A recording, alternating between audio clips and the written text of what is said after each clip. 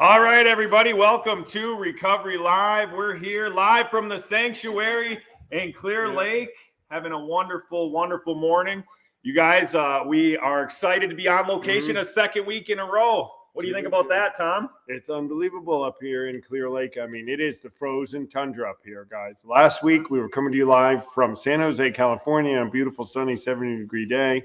And today, we are in the tundra. We most definitely are. And as you guys can see, we got our live studio audience. How are you guys doing? Getting ready to really rock and roll at this next weekend. Man, city teams, dude. What can you say about that retreat? Oh my God, I'm still on like cloud nine from that retreat. Just amazing, the transformations of people. And really, but the big thing there was how much they really engaged with what we were talking about and how little they knew about the 12 steps the way the founders did it. It's just amazing. I don't want to throw anyone under the bus because I know everybody's trying to do the best that they can, but I heard that they had to find 200 resentments before they could move on with their 4-step. 200 resentments. I would be resentful at the person that told me I had to do 200 resentments. I really would, right? Well, one of the best statements I heard, Sean, was we went into our group after we did step 10. You know, we talk about steps 10, 11, and 12 for the rest of your life. And the guy said, when did they change the program that 10, 11, and 12 is the rest of your life? And I said, in 1939. And he said, well, I said, when they wrote the book. And he said, when did they say to do a 4-step like that? I said, 1939, when they wrote the book. But it just goes to show you the misinformation that's out there. Even at the level of a rescue mission that's been in existence for 20 years, the leadership was shaken by how effective it could be. Now, we'll see how time goes, but if it goes the way it does here in Wisconsin over these 40 or 50 years that Came to Believe has been up here, we would expect nothing less than the same results. You know, we got our wizard in the background, Casera. I got one complaint right off the bat, Casera. It only says Tom on the screen. You guys just got to say Tom and Sean. You know? I think it's okay, Casera. Thank you. She knows. The problem, one of the things that I thought was interesting about that 10, 11, and 12 is that I had a guy in my group he'd made stints of like 9, 10, 11 months sober. And he never got to the point in the STEP program to be able to even do a 10 or 11 or a 12, which is like, well, I commended him. I'm like, yes, thank you. I commended him because I was like, I cannot believe that you made it that long without being able to do 10, 11, and 12. I mean, that's something we got to get into within our first 2 weeks or 30 days of recovering, or we're in trouble. I mean, think about it. If you went into a program and you're really hurting and they told you, listen, you haven't been able to put, like you say, 2 days together in your whole life, and you were told that you had to spend a year in a process that didn't promise you freedom until the 12th month. I mean, that's a pretty daunting thing to be told, right? I wouldn't like it. And we told them about freedom in a weekend, and then they got to work on it and then practice and just get good at being free. It was a much easier sell. 100%. A much easier sell. Just 3 days. I mean, seriously. There was a girl in there that had only been sober for 5 days. And when I saw her on Friday night, I was like, oh my gosh, she was a mess. I mean, which most of us are, no judgment, but I'm like, she looked like she came literally right off the street, which it turned out, in fact, she did. And I didn't even think I was talking to the same girl on Sunday. She was a brand new person, smiles on her face, just full of joy. Like her skin color even changed. You know, she was like gray before, and then she was shining bright, like my face with this beautiful Wisconsin sun shining across it right now. That's what she looked like on Sunday morning, right? Yeah. But it's hats off to a group like City Teams to even bring us in. This is not something typically that they do, to bring an organization like us in to present a program like this. You know, you straddle this idea that we're telling them they don't know what they're doing, because what we were coming in to do is completely not what they do. Yeah. But, and for us to be part and to be, you know, partnered with an organization that's addressing addiction and homelessness and brokenness at all levels, you know, managing a level of harm reduction. They had showers, a shower trailer and a washing machine trailer. And so they were providing some services and doing some things that we don't do, which is going out into this homeless community and this hurting community. And then to add us as a piece of it when the people are ready, it's really a great matchup. And they saw it too.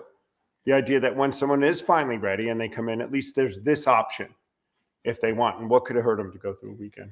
Well, it is about the mashup, you know, because Yeah. city teams could say, what do you mean we don't know what we're doing? We got a 2-story facility with all our rooms full. What do you guys have going on? You know what I mean? Right. So they have, we don't, that's not our bread and butter, where that's Right. not our wheelhouse. But so then you say, like, it's about the mashup. Like, hey, you got this part covered, but have you thought about this way of looking at it? So let's switch over here, Tom, to this little screen we got going on. And, oh, look at it. It's both of us all at the same time. That's pretty sweet. Both of us all at the same time. Both of us. They were over here, bud. Look ready.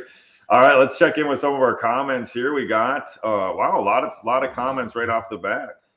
Greg Needham, all the way from, you got to pronounce that, dude. Wenatchee, Washington. Yes. State, I would imagine that is. Thad Washington Johnson. State. We got Carrie. Oh, they're coming to this retreat from Indiana. Caught us on Recovery Live. Yeah. Are those the people coming from? Yep. Just because they saw us on Recovery Live? Yep. We're reaching people. Tim Seitz, Ty Anderson. Ty. The worst direction giver in the history of direction giving. I mean, I don't want to, if you are still on, Ty, it just bears repeating that if he says he's going to bring you somewhere, don't trust him. You don't know where you're going to end up. Yeah, but also just because, you know, I'm going to not blow sunshine, as Ty knows we can't say anymore, but send sunshine. He's also one of the best videographer I've ever worked with. God blessed him in some areas. And tirelessly worked for us over the weekend. Yeah, so much. Sean just felt like tearing him down, but no, I didn't. Come on over here again. Oh, we got Dale Barker checking in. We got Doc Roth from Las Vegas. Jonathan Klein out on Long Island. Hey, Jonathan. Yeah. How are you, brother? Amanda Parnell. Tom Clancy. He's from Walgreens in Menominee. Jenny and Dale are checking in from the couch next to us. Wow, Joss from she's in Wales. We got Janice in. We got the Joss UK. in Rutherford. She's in Wales, UK. All right, in the house. Florida, and we got Taryn's in the house from California on Arizona time. Oh, who's Gordon. that? You know Gordon? He's it says he's 17 years sober. He's a CADC counselor in the state of New Jersey. I don't know Gordon, where are you in New Jersey? That's where I am. Let us know where you are in New Jersey. Well, we're back over here, baby. All right. Well, you got to tell me. Awesome. This technical stuff. Sean's having a good day. All right. You do a little bit of talk. I'm gonna get the T-shirt giveaway set up. Get the T-shirt giveaway. All right. Let's have a vote on my scarf. They don't like my scarf. Some of them here in Wisconsin, and some do. What's the vote? Yes or no? Yes. Oh, a lot of booing going on. There's booing going on here, if you can hear them. But I'm giving them the whatever. Whatever. Yes from the background. Good. Who gets the scarf? Well, yeah, there you go. Yes, Jenny, thank you.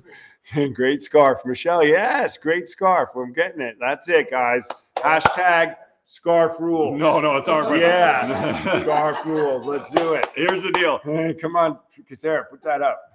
Here, forget the scarf. Get the end of the. We got merchandise. This is what we sell to help people get to retreats who can't afford it. We never turn anybody away. We got a scholarship fund. There's mugs. There's sweatshirts. There's different styles of T-shirts. You can go on our website, cametobelieverecovery.org. I bet you if I ask Cassara nicely, she'll drop that on the bottom. cametobelieverecovery.org. Type in hashtag recovered in the comment section of any platform that you're on right now. You'll get entered in for a free T-shirt. At the end of this show, we're going to do the drawing about 5 minutes to the hour. So stay tuned. See if you can get your End Addiction T-shirt with Came to Believe Recovery.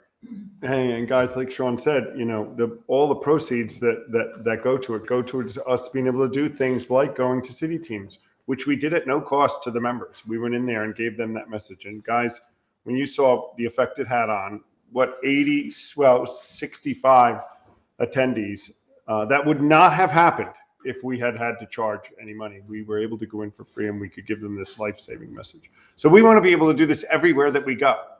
So, buy some shirts and help us, or just write us a check. We'd take that too. You know, if you're wearing a shirt, guys, stand up. Look at these guys. Yes, our team with the shirt. They're beautiful.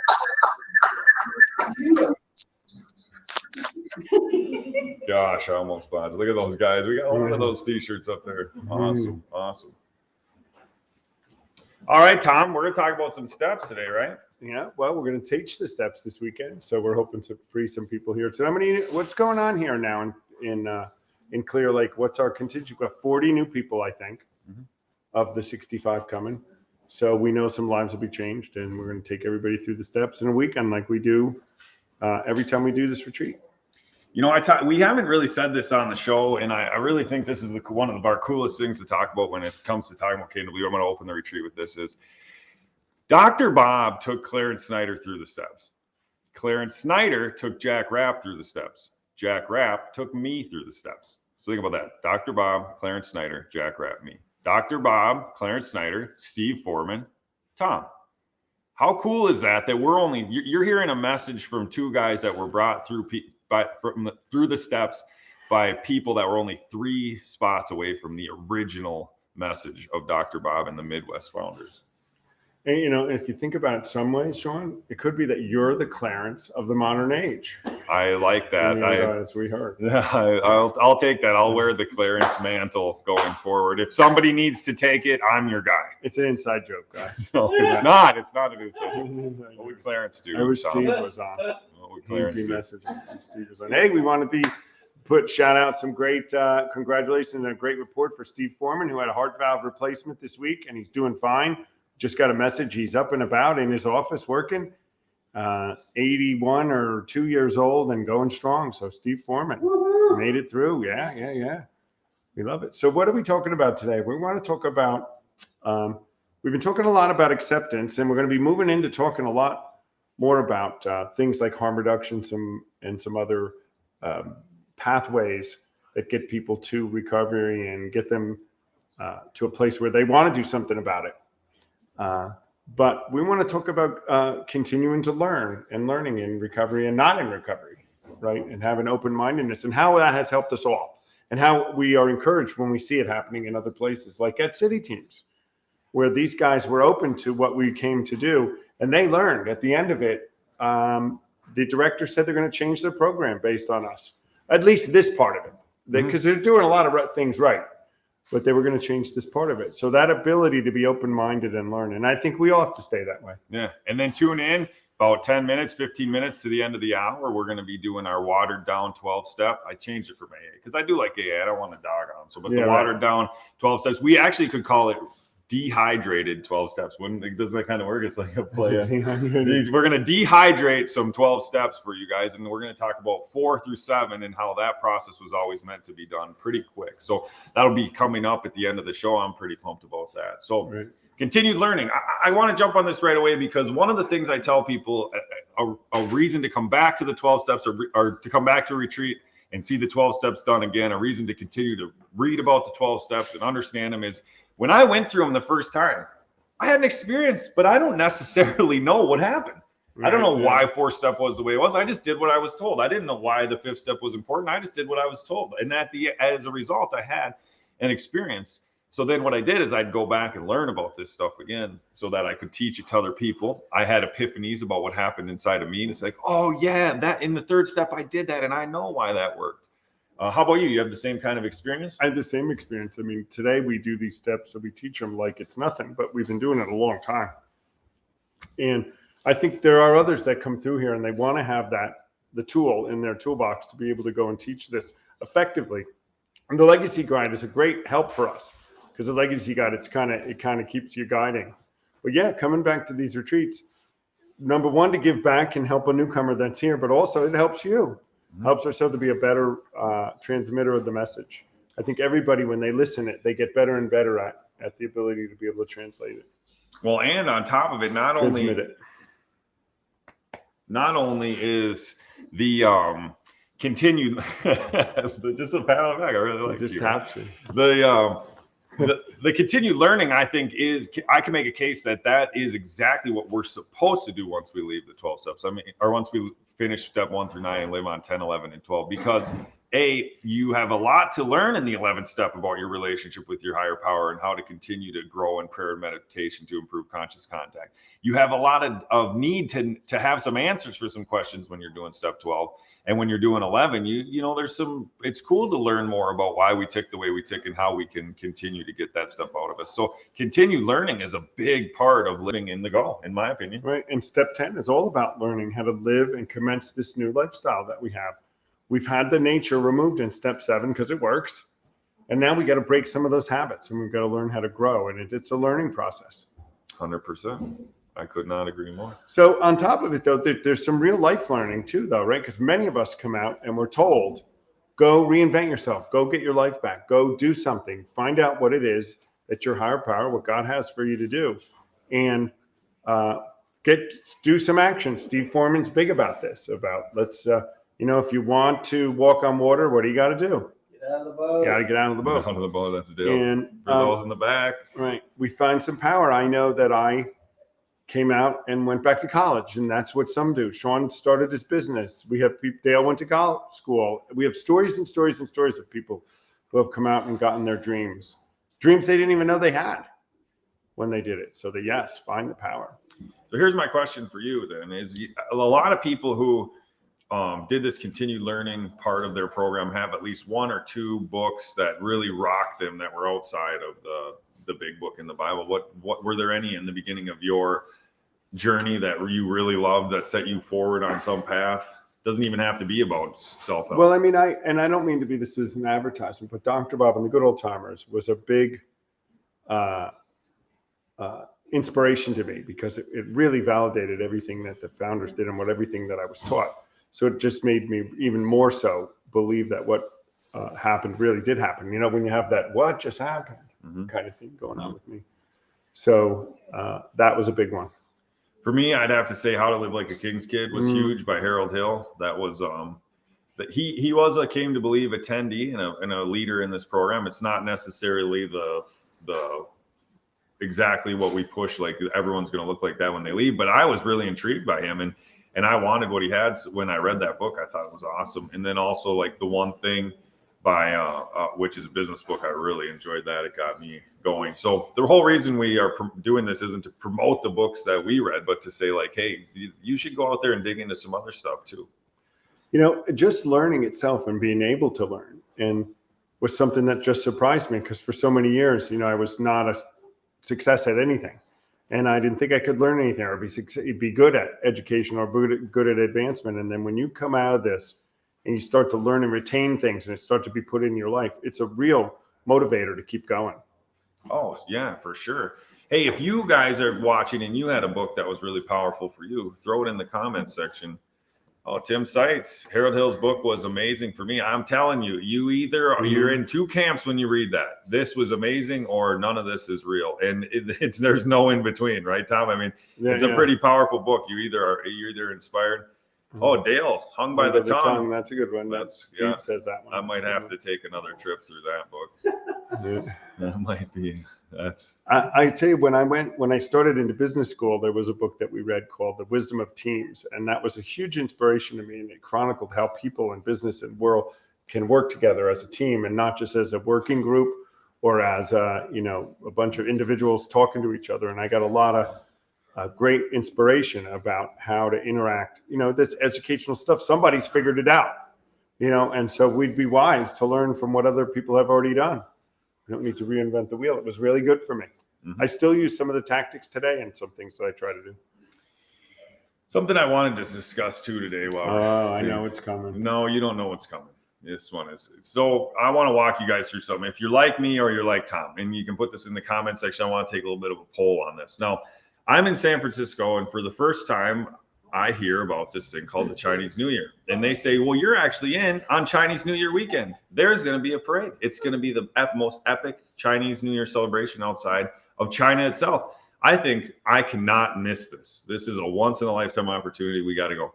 Tom says, no, thank you. I'd rather go back to my hotel and watch TV. And So which camp do you fall in? Do you go get your rest for the next day, or do you say while in Rome I'm going to live it up? So just yes or no in the comment section, like I'm going or I'm not going. And I really need your help on this. So guys in there say like, I don't know if I have an opinion on that or not.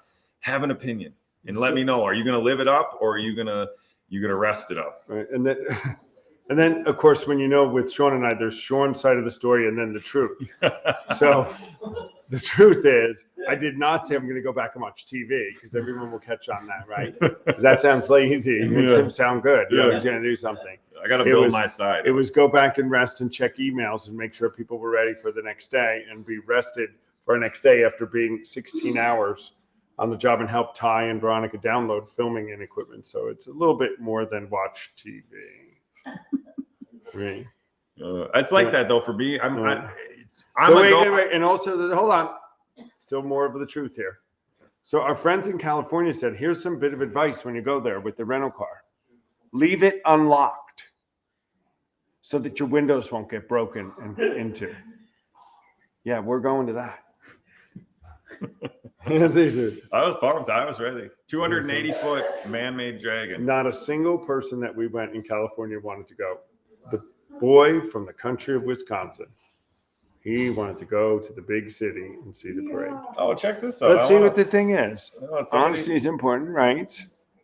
Regards from Hungary. Hungary, wow. Like. Hungary, Yeah. right. I wonder how the AA is in Hungary. I had to read up close. Holy Bible. Oh, we didn't say that, right? That's a good one. Awesome. We didn't tell our studio audience to silence their phones. So it's kind of how it is, though. I'm kind of a guy on the go. When we go on a beach vacation, my wife sits on the beach and I walk the beach like as far as I can, and then come back and then walk it again and then come back. I can't just sit still. It's not my thing. It is, guys, like seeing a unicorn. Having Sean sit just this long for Recovery Live. Yes. It's like seeing a unicorn. Yes. I'm telling you, because we won't see him after this. Right? Everybody knows what's up with that, right, Jenny? She's shaking her head. Yes. Oh, yes. Magic. But we do want to thank our team here. Jenny this retreat wouldn't go on without Jenny. She's behind the scenes here. She could come over and wave if she wanted to. And it wouldn't go on. And of course, without Casera in the background, we're going to bring her on too here in a second. Wave out, wave here. Wait. No, we can't see it. Come. Here, we'll do this. I got it. Hey, everybody. Jenny. Hi. There's always that team behind the scenes that's making everything work. In California, it was Alicia and a few of the team from City Team that were keeping it going. And we were all out front doing our thing, but it would not have happened without that team behind the scenes. I like teams. Yeah. Teamwork makes the dream work. Common goals. Delegate to elevate. Tom actually made a promise to me as he was going to bring one of our most trusted Came to Believe employees to help manage my schedule on our next Came to Believe outing. So I'm pretty pumped about that, and I'm really excited that that's going to happen. You mean Casera? No, I didn't say that. To manage you. Actually, it would be fun to empower Casera to manage you on our retreat. It might be fun to watch her. It could be training for. She's going to go into the FBI quit. or something. She'd quit if she had the responsibility of managing you. I think it would drive her crazy. Maybe not, though. She's pretty strong. We're not giving her a chance to talk for herself. Nah, and I think it's better that way. I think we should leave it that way. Let's move on. All right, so let's go to our. What do you think? You want to switch to the hydrated, rehydrated? No, just let's see. Yeah. Well, let's see what Ty says. Ty says the real issue is no one trusted Sean to navigate to the New Year celebration. That is true. No, because as much as Sean gave, no. Ty, wait, I got to have a little brotherhood with you now, bro. I want to jump when back. I turned a corner and went it down a dead end street when Sean was navigating. Remember that, Ty? And Dale remembers that. And I was told, why did you go down the dead end? When I was not told to make the right when Sean was the navigator. So Ty, you and Sean are on the same page. The only one worse is Ricky Wade.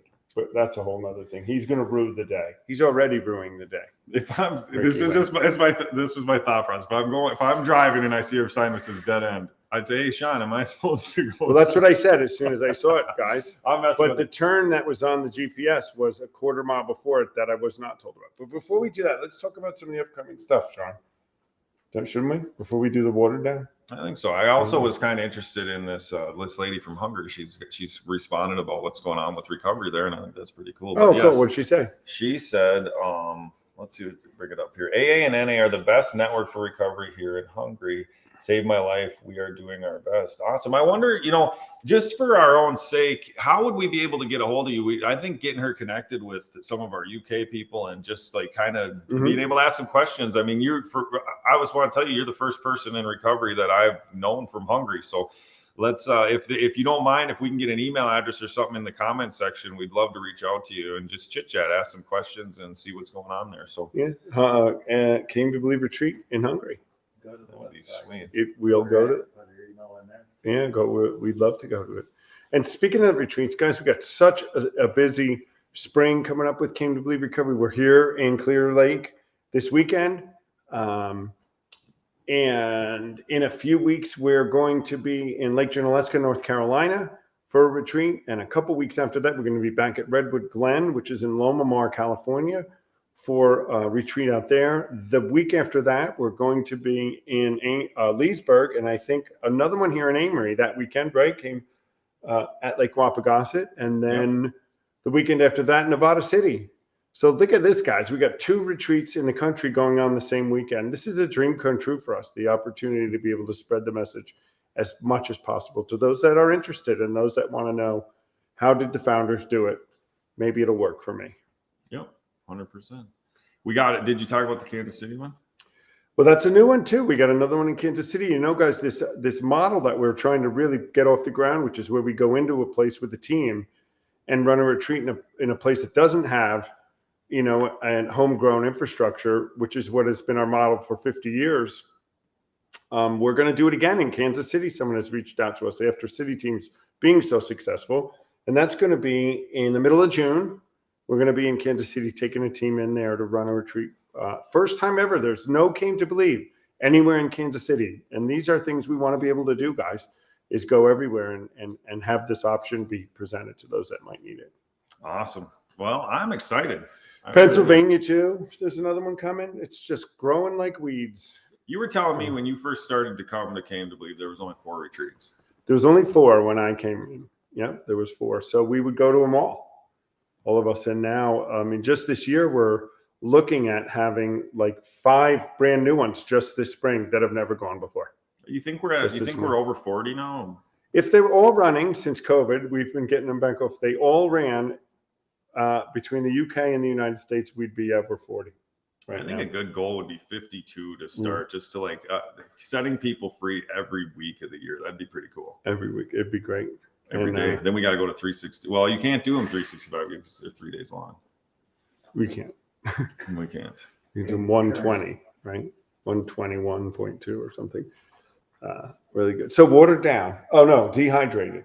Dehydrated, 12 steps. I think today is a great opportunity to talk, because this was the biggest problem at the city teams, that they were having a hard time wrapping their head around. They go, how can I do my 4-step in...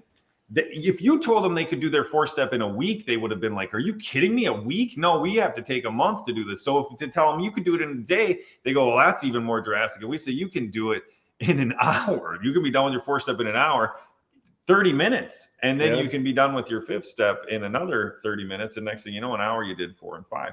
What was the founders' original purpose in setting it up this way? Because remember, we're not doing this Sean and Tom's way. We're doing this the way Dr. Bob taught Clarence, who taught Jack, and Steve, who taught us. Like, we're right up there.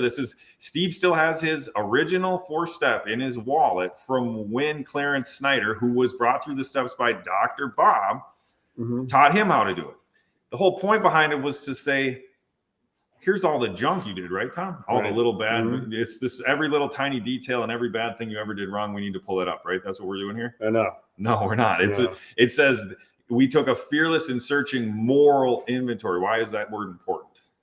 Well, it's about the right and the wrong. It's about the nature of our wrongs. It's about the big picture categories of things that created our behaviors. And then in step 5, we Ask God to remove them and tell Well, that's somebody else 7. about them. That's 7. We tell somebody else. What is step 5? Tell them step 5. We admitted to someone else the nature of our wrongs. And became entirely ready to have God remove our Shortcomings. and humbly asked him to Remove our shortcomings. So they didn't use the same word in 4, 5, 6, and 7 only out of the fact that they didn't want to sound repetitive. All of those words are interchangeable. Interchangeable, yeah. But you botched it. Admitted to became Botched entirely ready to have God remove these defects of character is step 6. Humbly asked him to remove our shortcomings is step 7. Admitted to God, to ourselves, and another human being the exact nature of our wrongs is step 5. And step 4 is had a searching and fearless moral inventory of ourselves. But look at that statement, and this is what I never know what people write. It says the exact nature of our wrongs. Not all our wrongs. It says nature of them. But nobody seems to read that. And then when we highlight it in meetings, they're like, where'd you read that? What book is that from? Or when was that edition brought out? Like 1939. But the natures of our wrongs. And when it's taught that way, which is the same way that the founders did it, it's palatable too, guys. And it could be for you if you're out there right now having struggled with trying to get through this big, onerous process. Get to those natures, and then you got to work on it. It just gives you things to look at and work on from a position of recovered. It works, guys. I'm curious, because Sarah, while I'm talking on this next part, can you pull up the definition of shortcomings? I want to see that on the bottom of the screen because I want to see if it ties into what I'm going to talk about. The purpose for doing step 4 is to set you up to be able to, in step 7, ask God to remove them and then believe that he actually does. So if we're doing a step 4 where it's about digging up all of the nooks and crannies and everything bad we did in the past, what's the point of that? The point of that is to allow us to see how bad we were. Well, I didn't need somebody to tell me how bad I was. I already knew. I needed somebody to tell me why I did what I did. So shortcoming definition, a fault or failure to meet a certain standard, typically in a person's character, a plan, or system. So I needed God in step 7 to remove these failures to meet a standard in my character. That's what I needed from that. I didn't need to, we're not asking him for forgiveness in step 7. Otherwise it'd say, humbly asked him to forgive us of what we did wrong. And that's what happens when you do a 4-step moral inventory that involves every little nook and cranny and bad thing you did. When you come to 7, you think it's all about asking for forgiveness. But what we're asking God is to humbly, you don't have to humbly ask him to be forgiven. You just say, God, that, you're even just the act of asking for forgiveness is humble. But the reason it says humbly is because we're making a plea to him to change us as a human being, to say all these garbage things that I did were because of these character defects in my life, and I need you and only you to get rid of them, or I'm never going to be the person you called me to be. That's why 4, 5, 6, and 7 are meant to be done relatively fast, almost one right after another, with an hour pause between 5 and 6, and that's it. If I wait to do my 5th step a month, and then I wait to do my 6th step a month, and then I wait to do my 7th step a month, I'm not going to hurt bad enough in my 7th step to really want to change anymore. I've already been this way for 2 months. You know what it says in the big book after the 3rd step?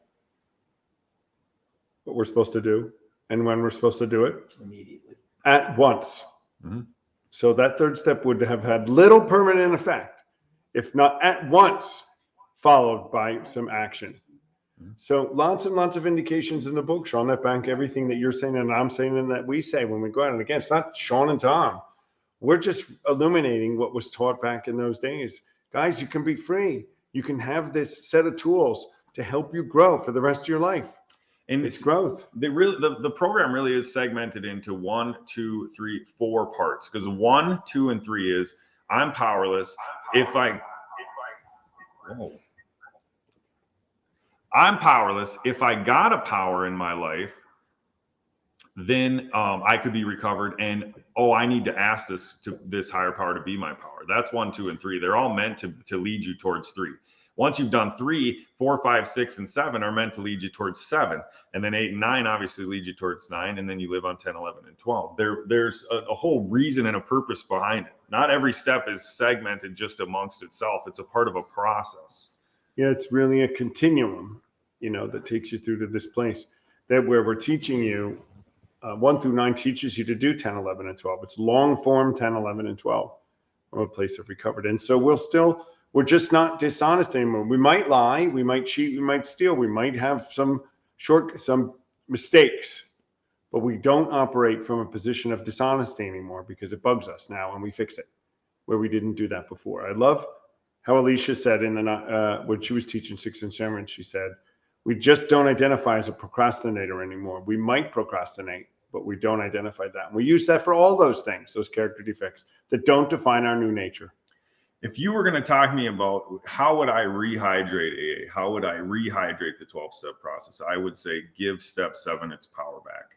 That's right. Literally the missing sauce in a lot of people's recovery, because you're going to feel good after step 3 if you've given yourself to your creator. You're just going to feel good. You're going to feel good after a 5 when you get all that stuff off your chest. You're going to feel good after a 9 when you make all those amends. But if you don't get the power in step 7, the power step, you still can get driven back, or you can, the worst case scenario for me isn't going back to using. It's living a mundane and mediocre existence because I just got enough to get by, but never really got the full meal deal of the program.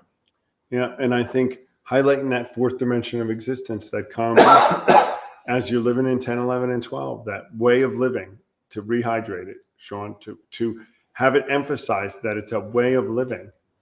Living, like you're saying, it's a way of living, finally, that we can all embrace. Mm-hmm. Hydrates it. And you know that living doesn't happen in meetings. I'm going to be in trouble. But meetings are a tool. But we should be telling people to be out there living. Mm-hmm. Because step 7 really works. Really works. If it works and you believe it, then we need to walk it and talk it and practice it and do it. And that's our 10, 11, and 12. Mm-hmm. It's not rocket science, guys, but it is something that you have to work at. And we set up support systems behind it. We're going to do more and more of that to help people get the handle on doing that 10, 11, and 12. But we see it time and time again. It's not just being sober. It's not just being off that substance or behavior that had you broken. It's about getting a life you never knew existed for you. And when you study the founders and you study people like Harold Hill, who found that power in this program, you start to realize, like, holy smokes, I want the 4th dimension. And Clarence Snyder says, what, I didn't just want the crumbs under the table. I wanted the full dessert of AA. And that's exactly what I wanted too. So then I started to realize identifying quickly in 4, telling someone in 5, and then, it doesn't mean we just look at the moral, our character defects. We do have deep, dark secrets that we get out that need to leave. And we do tell those, but pretty much what you're doing is just getting right to the root of what people do a 4-step 4 in mainstream AA, is to get to the deep, dark secrets so you feel good when you do your step 5. We're supposed to get those off our chest. But if we're not doing that paired with realizing that these roots are going to get pulled out, that the nature of who we used to be is going to get removed, and that we're going to actually become who God always wanted us to be in the first place, then it's just telling our secrets, which obviously is going to give you a little bit of a rush to say, oh yeah, I'm free now, I'm clean. But what are you going to do when it comes to 7? Once you've admitted them to God, you're forgiven of those. So we're not asking in 7 for forgiveness. Like I said earlier, we're asking for the power. Give me the power. I'd love to hear if anyone's questions on this subject. Well, Dale has a good question. What's a root? We all want to know what a root is. Look, he's silent. He's laughing. Giving him a hard time. It's a root. There's one in every crown. There's one in every crown. I was wondering too what a root is. I know what a root is, but a root. I'm sorry. We have to give Sean a hard time. And guys, soul out for you guys. I pour like what I endure for you guys out there. But listen, I think there's an important part of this. All right. So step 7 really works because we've taken on a power, and that power is God. And so we don't want to dance around that here. We know that the power that the founders had was a God, a supernatural creator of the universe, a God that they encountered through study and learning, reading the New Testament of the Bible. And it was the God of them. And that's the same God that we took on. We do run a line about endorsing a church, because there's a big difference, guys, between having a God and a relationship with him, about true living God, and attending a church and doing things like that. And that we don't endorse. We don't have any church. We have no opinion. Go to a church, don't go to a church, which one you go to, we don't care. What we do want you to do is have a relationship with the living God like we have. We want you to get connected. And once you get connected, let him, her, it, whatever you want, direct you and lead you in your life. Because I'm telling you, once he touches you, he, she, or it, a he, in my case, there's nobody that can take that from me. I've had a real living experience deep in my spirit and am guided, and I just won't let anybody take it. I know that was the same for you, Sean, and it's been the same for many of those. And we covered, and they've all walked different paths in different ways after that and done different methods of however they want to grow, right? But it has been that same God that's touched them. Yeah.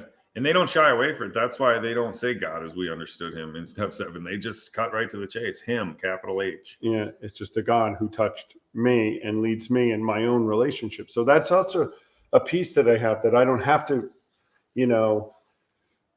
worry about anyone else's conception. I guess I can worry about how he deals with me, because once he's in me living, and he is, I'm good to go. Ooh. This is good. Page 98 in the 3rd edition. Burn the idea into the consciousness of every man that he can get well, regardless of anyone. The only condition is that he trust in God and clean house. And that's technically what's going on in 7 is right. You're cleaning house. And what, do 90 and 90 and meeting makers make? Oh, wait, that's not in there.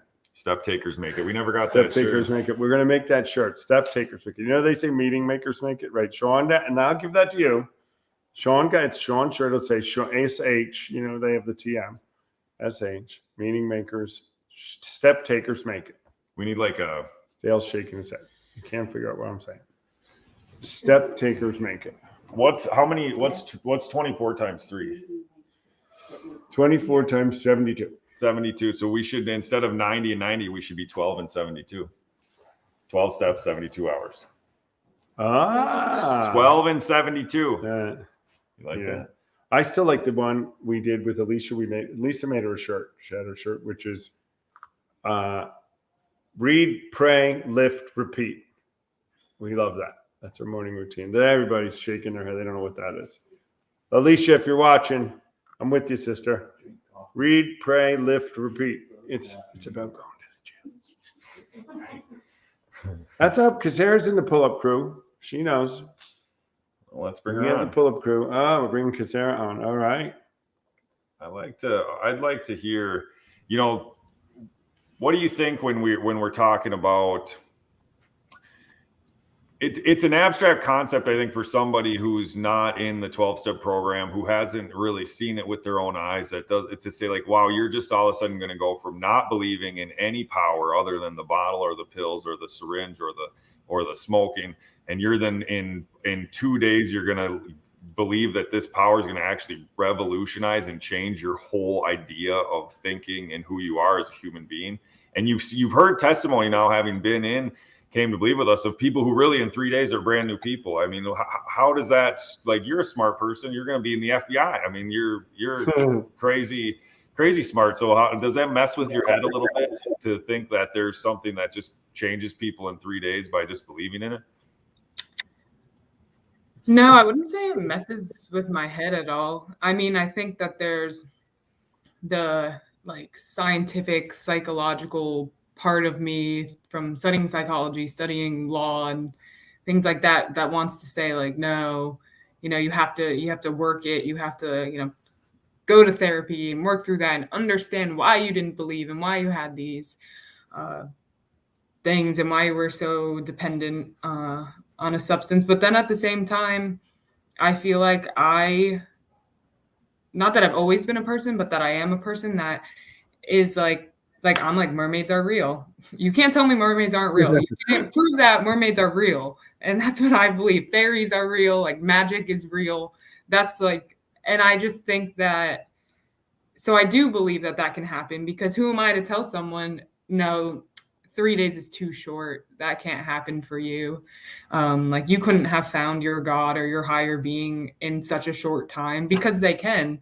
And I don't think I'm ever in a position to tell someone that they can't, or tell someone that this doesn't work, or that, it's not going to work for you because it's just too fast, because it does work, obviously. And people come in and have really beautiful experiences, and they find something that's greater than themselves and that helps them. And I don't think anyone should ever tell them that that's wrong, or that it wasn't possible, because it is possible. So I think it's something to be excited about, that people have such full open hearts at that point to be able to be like, wow, I did find like my higher being, and you guys help with that. And I think that's huge. So while and sub points, it is something that you're like, wait a minute, you have to kind of like think about it a little further. But when I think about it with my heart and not my brain, it's completely easy to take in, understand, and be 100% behind. I think that's such a good point, because when you get, and that's where people get when they get broken. Sometimes they get to this place of reasonableness and they take their brain out of it. And it's a lot of what allows people to accept a concept like this that they weren't, and let it touch them. And then it works when you do think about it with your heart. I know it was with me. What I was working didn't work. And I think that God was able to really touch me then, and in such a profound way for me, because I let him. And it did it. And it is true, like you say. I mean, the people can say what they want to say, but we have evidence, hundreds and hundreds and hundreds of people all around that will say, right, definitively, that the conscious presence of God in their life today is the most important thing in their life. Yeah.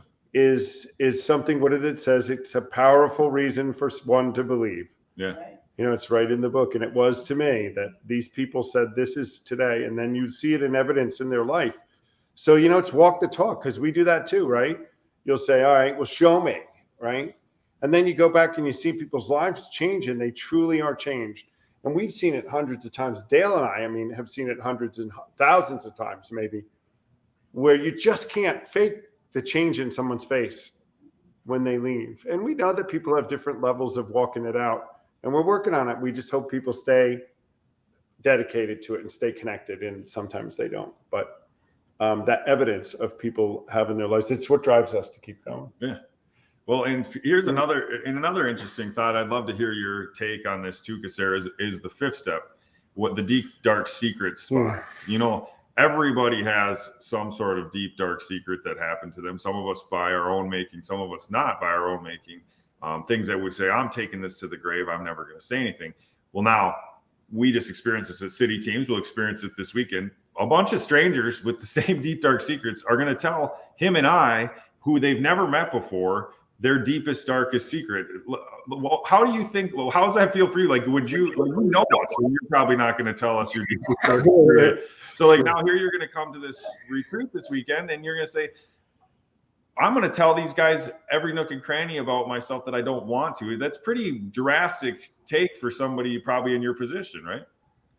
Yeah, I think it's scarier than anything because you have to think they've probably been carrying that around. So that's a lot of weight that's kind of weighing them down.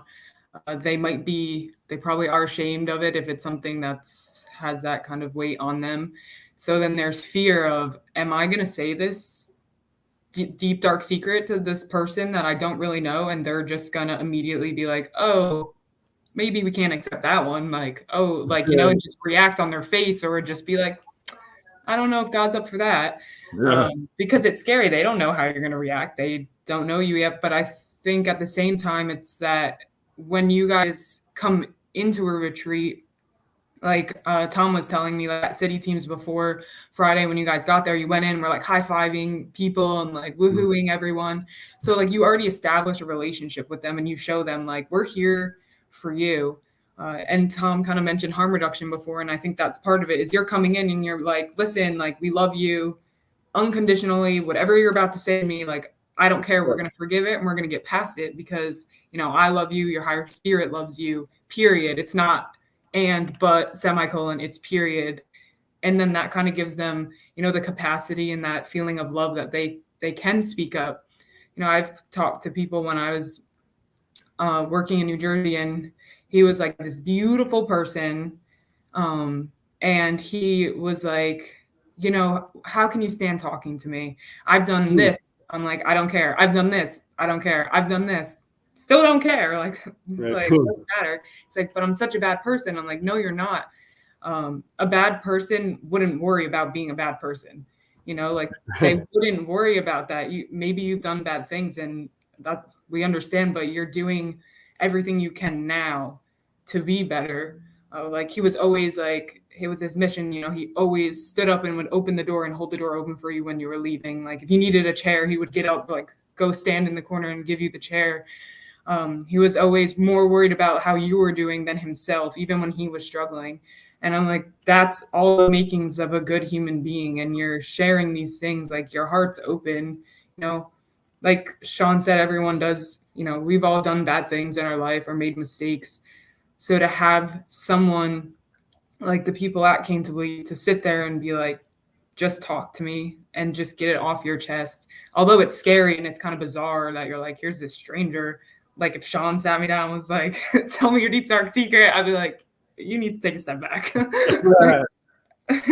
look like you have too many secrets of your own to hold on to. So I'll keep this one. But I think that's why it works though. Like, you know, it's kind of like we're in this together, unconditional love.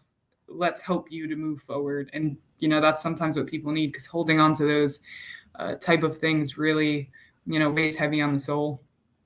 So here's one thing that I want to get at, and I kind of want to hear your take on is, and by no means do I want to diminish anyone who's not a drug addict. We don't hold claim to the only suffering on the planet. I mean, it's a human existence. Everybody has their issues and their struggles that they're going on. But something happens, like for me, for instance, I came to the edge of my rope where I knew that everything I had tried, everything I had known, everything about me was wrong. Like it's just like this pinnacle state where you're like, I am wrong about everything and everything I've ever tried, right? I mean, you come to I kind of still am. But so people like that come to retreat really open-minded to take in the concepts we're teaching. Now, let's say which you will come to one of the retreats because you know you want to see what they're like. You're coming in, you have your life's going well, you have your schooling's going well, you're moving in the right direction in life. And now let's say it comes to the fifth step and we say, okay, Sarah, if you really want to take the steps the way we do it, you got to share your deep, dark secrets with somebody here. Because you don't hurt bad enough, is that something you would be interested in trying? I would do it. Yes. I would be like, I'd probably be laughing like this nervously because I'd be like, let me really think about this. But no, I'd be willing to do it. I think in the past I wouldn't have been. I'd be like, mind your own business. I'm good. We're all good.